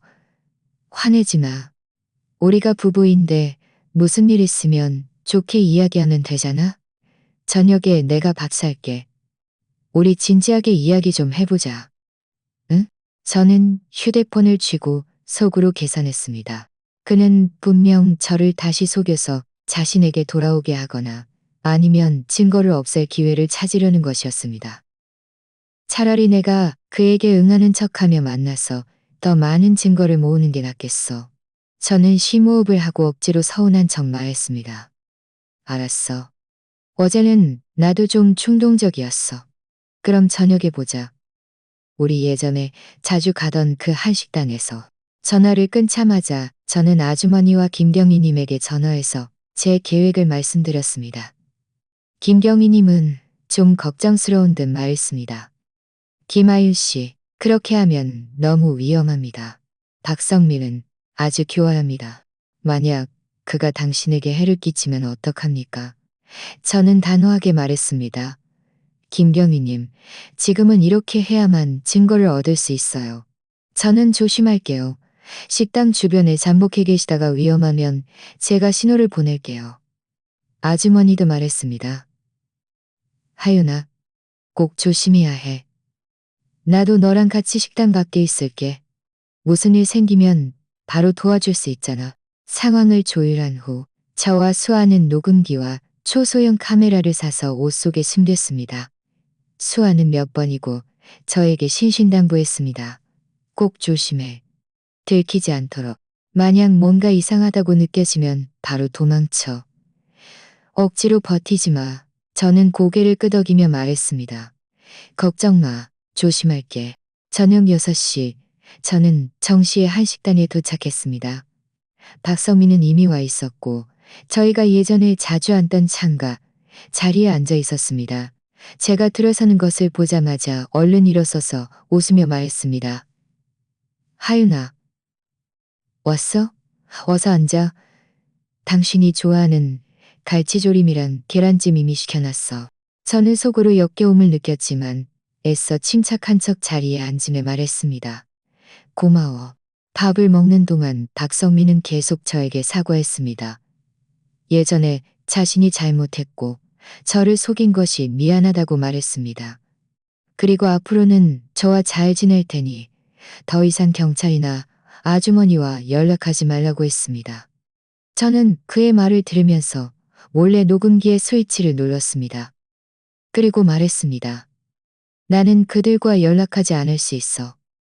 하지만 당신은 나에게 솔직히 말해야 해. 박성민의 눈빛이 살짝 흔들렸지만 얼른 말했습니다. 하윤아, 당신 왜 아직도 그 이야기를 해? 내가 다 오해라고 말했잖아. 나는 정말 이지훈이지 박성민이라는 사람이 아니야. 아마 나랑 닮은 사람이 있어서 당신이 착각한 걸 거야. 저는 그를 믿는 척하며 말했습니다. 그래, 알았어. 당신을 믿을게. 하지만 당신은 앞으로 나를 속이면 안 돼. 휴대폰도 나에게 보여줘야 하고 더 이상 나를 피해 전화 받지 마. 박성민은 잠시 망설이다가 말했습니다. 알았어. 앞으로는 아무것도 숨기지 않을게. 휴대폰도 보여줄게. 그는 말하며 휴대폰을 테이블 위에 놓았지만 저는 그의 손가락이 계속 휴대폰 전원 버튼 위에 놓여 있는 것을 보았습니다. 언제든 전원을 끌 준비가 되어 있는 것처럼요. 저는 속으로 비웃었습니다. 역시 나를 믿지 않는군. 밥을 절반쯤 먹었을 때 박성민의 휴대폰이 갑자기 울렸습니다. 그는 발신자 표시를 보고 얼굴색이 좀 변하더니 얼른 휴대폰을 집어들고 말했습니다. 하윤아, 회사에 급한 일이 좀 생겨서 나 먼저 가봐야겠어. 이 밥은 당신이 천천히 먹어. 계산은 내가 이미 했어. 저는 의아한 척 물었습니다. 무슨 급한 일인데 그렇게 급하게? 그는 얼버무리며 말했습니다. 그냥 회사 일이야. 당신을 신경 쓰지 마. 내일 다시 찾아올게. 그는 말을 마치고 서둘러 떠났습니다. 저는 얼른 휴대폰을 꺼내 기록해둔 발신자 번호를 김겸희님에게 보냈습니다.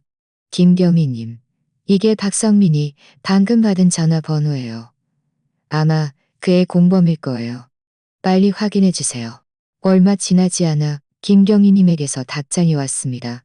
이미 확인했습니다. 이 번호의 주인은 주지강입니다. 저희는 지금 바로 그가 사는 아파트 단지로 가서 잠복하겠습니다. 단서를 제공해 주셔서 감사합니다. 제 마음은 순간 흥분으로 가득 찼습니다. 이 단서가 유용했어. 그때 아주머니가 식당 밖에서 들어오며 말했습니다. 하윤아, 괜찮아? 하윤아, 괜찮아? 아까 그가 급하게 나가길래 무슨 일 생긴 줄 알았어. 저는 말했습니다. 괜찮아요. 주지강의 번호를 알아냈어요. 김경희님 팀이 이미 주지강을 잡으러 갔어요. 아주머니는 기뻐하며 말했습니다. 잘됐다. 주지강을 잡을 수 있다면 분명 박성민의 행방도 알아낼 수 있을 거야. 그 후 며칠 동안 저는 계속 박성민과 화해한 척하며 가끔 그를 만났습니다. 그 틈을 타 그의 행적과 통화 기록을 수집했습니다. 한 번은 박성민이 저를 자신이 다니는 IT 회사에 데려갔습니다. 저는 몰래 그의 사무실에 초소형 카메라를 설치했는데 놀랍게도 그가 주지강과 영상 통화를 하는 장면을 찍었습니다. 그들은 이전에 사기로 얻은 돈을 옮길 계획을 논의하고 있었고 아주머니의 여동생 조은서 씨에 대해서도 아주 순종적이어서 함부로 도망치지 못한다고만 급했습니다. 이 영상을 보자 저는 기쁘면서도 화가 났습니다.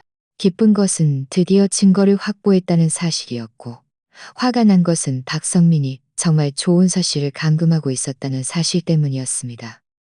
저는 얼른 영상을 김경희님에게 보냈습니다. 김경희님은 말했습니다. 이 영상은 정말 중요합니다.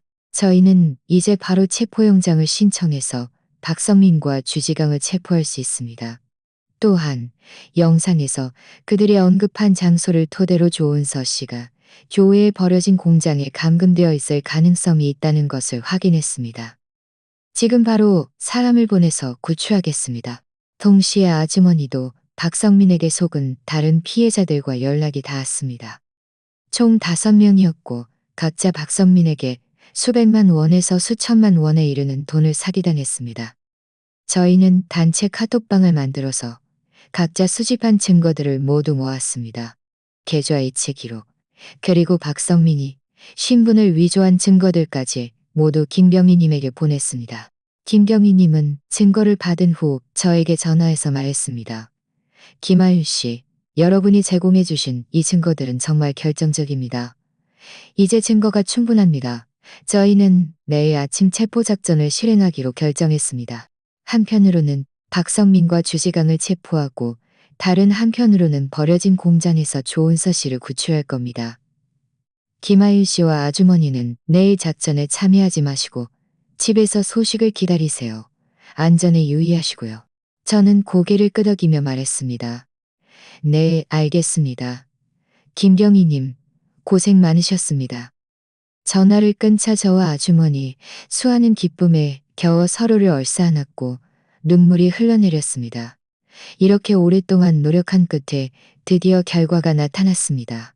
박성민을 곧 잡을 수 있고 조은서 씨도 구출할 수 있게 되었습니다. 그에게 속은 피해자들도 보상받을 수 있을 것이었습니다. 밤에 저는 드디어 편안하게 잠들었습니다. 꿈속에서 박성민이 경찰에게 잡히고 조은서 씨도 무사히 돌아왔습니다. 우리 모두는 행복한 미소를 짓고 있었습니다. 저는 이 꿈이 곧 현실이 될 거라는 것을 알았습니다.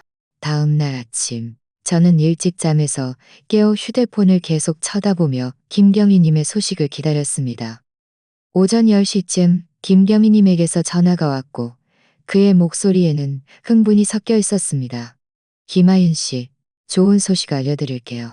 저희가 박성민과 주지강을 성공적으로 체포했습니다. 버려진 공장에서도 조은서 씨를 구출했어요. 그녀는 좀 허약하긴 하지만 큰 문제는 없고 지금 병원으로 옮겨져 검사를 받고 있습니다. 이 소식을 듣자 저는 감격에 겨워 울음을 터뜨렸습니다. 얼른 이 좋은 소식을 아주머니와 수아에게 알렸습니다. 아주머니는 조은서 씨가 무사하다는 소식을 듣고 그 자리에서 울음을 터뜨렸습니다. 너무 잘됐다. 너무 잘됐어. 드디어 내 동생을 찾았어. 하윤아, 고마워. 이렇게 많이 도와줘서. 저는 말했습니다. 아주머니, 고마워할 필요 없어요. 이건 우리가 해야 할 일이었어요. 감사할 거라면 경찰에게 감사해야죠. 그분들이 끊임없이 노력해서 박성민과 주지강을 잡은 거예요. 얼마 지나지 않아 김경희님에게서 사진이 도착했습니다. 사진 속 박성민과 주지강은 수갑을 차고 경찰관들에게 연행되고 있었습니다.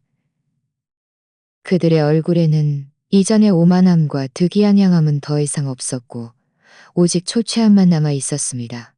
또 다른 사진은 경원에 있는 조은서 씨의 모습이었습니다. 얼굴은 좀 창백했지만 눈빛은 아주 단호했고 상태는 나쁘지 않아 보였습니다. 저는 사진을 보며 마음속에 커다란 돌덩이가 드디어 내려앉는 것을 느꼈습니다. 그동안의 두려움, 긴장, 억울함이 이 순간 모두 사라졌습니다. 저는 악몽이 드디어 끝났다는 것을 알았습니다. 이제 새로운 삶을 다시 시작할 수 있게 된 것이었습니다. 박성민과 주지강이 체포된 지 한 달 후 사건은 재판 단계로 넘어갔습니다. 저와 아주머니, 조은서 씨, 그리고 박성민에게 속은 다른 피해자들 모두 법정에 갔습니다. 두 나쁜 놈이 법의 심판을 받는 것을 직접 보고 싶었기 때문입니다. 재판이 열리던 날 법정 안은 사람들로 가득 찼습니다. 박성민과 주지강이 수갑을 차고 법정 경위에게 연행되어 들어올 때 그들은 모두 고개를 숙이고 있었습니다. 이전의 오만한 기세는 더 이상 없었습니다. 특히 박성민은 예전에는 늘 온화하고 성실한 척했지만 지금은 얼굴에 공포와 초췌함만 가득했습니다. 제가 그를 처음 만났을 때와는 전혀 다른 사람이었습니다. 재판이 시작된 후 검사는 그들의 죄를 하나하나 열거했습니다. 첫째는 사기죄였습니다. 박성민은 여러 가짜 신분을 이용해 저와 조은서 씨를 포함한 7명을 차례로 속였고 피해 금액은 2억 원이 넘었습니다. 그는 피해자들의 저축을 가로챘을 뿐만 아니라 어떤 사람들에게는 빚을 지게 만들고 심지어 집으로 돌아갈 수 없게 만들었습니다. 다음은 불법 감금죄였습니다. 조은서 씨는 돈을 사기당한 후 경찰에 신고하려 하자 박성민과 주지강에게 강제로 버려진 공장으로 끌려가 반년 넘게 감금되었습니다. 그 기간 동안 그들은 조은서 씨에게 밥을 제대로 주지 않았고 자주 위협하여 부망치거나 그대로 지지 않았고 또한 이전에 2건의 실종 사건도 있었습니다. 비록 피해자들이 그들에게 직접적으로 해를 입었다는 직접적인 증거는 없었지만 주지강의 진술에 따르면 그 두 사람도 돈을 사기당한 후 경찰에 신고하려 하자 다른 곳에 끌려가 숨겨졌다고 합니다. 현재는 행방을 찾지 못했지만 경찰은 이미 주지강이 제공한 단서를 토대로 전력을 다해 찾고 있습니다. 재판 과정에서 박성민은 처음에는 자신이 억울하게 누명을 쓴 것이며 저희 피해자들이 공모하여 자신을 함정에 빠뜨렸다고 변론하려 했습니다. 그러나 검사가 제가 녹음한 녹취록, 촬영한 영상, 그가 위조한 신분증과 은행카드, 그리고 주지강의 진술을 포함한 증거들을 제시하자 그는 더 이상 아무 말도 할 수 없었습니다. 그는 그저 고개를 숙이고 있었고 가끔 저를 올려다보는 눈빛에는 죄책감과 공포가 가득했습니다. 마지막으로 판사는 그 자리에서 박성민에게 사기죄, 불법 감금죄, 그리고 상해죄 이전 두 실종 사건과 연관된 추정을 적용하여 징역 7년에 벌금 5천만 원을 선고했습니다. 주지강에게는 사기죄, 불법 감금죄를 적용하여 징역 3년에 벌금 3천만 원을 선고했습니다. 동시에 법원은 그들이 사기로 얻은 모든 수익을 저희 피해자들에게 돌려주라고 판결했습니다. 판결 결과를 듣는 순간 법정 안에는 박수 소리가 울려 퍼졌습니다. 저와 아주머니, 조은서 씨는 서로를 껴안았고 다시 눈물이 흘러내렸습니다. 하지만 이번에는 기쁨의 눈물이었습니다. 저희는 드디어 이 날을 기다렸습니다. 나쁜 놈들은 합당한 벌을 받았고 저희도 드디어 과거를 내려놓고 새로운 삶을 시작할 수 있게 된 것이었습니다. 재판이 끝난 후 조은서 씨는 제 손을 잡고 말했습니다. 하윤아, 고마워. 당신이 아니었다면 나는 아마 아직도 그 버려진 공장에 갇혀 있었을 거야. 박성민도 잡히지 않았을 테고. 저는 웃으며 말했습니다. 고마워할 필요 없어. 우리는 서로 도운 거야. 아주머니가 KTX에서 나에게 경고해주지 않았다면 나도 박성민에게 아주 심하게 속았을 거야. 아주머니도 웃으며 말했습니다. 이제 다 괜찮아졌어. 모든 것이 지나갔으니 우리 앞으로 다 잘 지내야 해.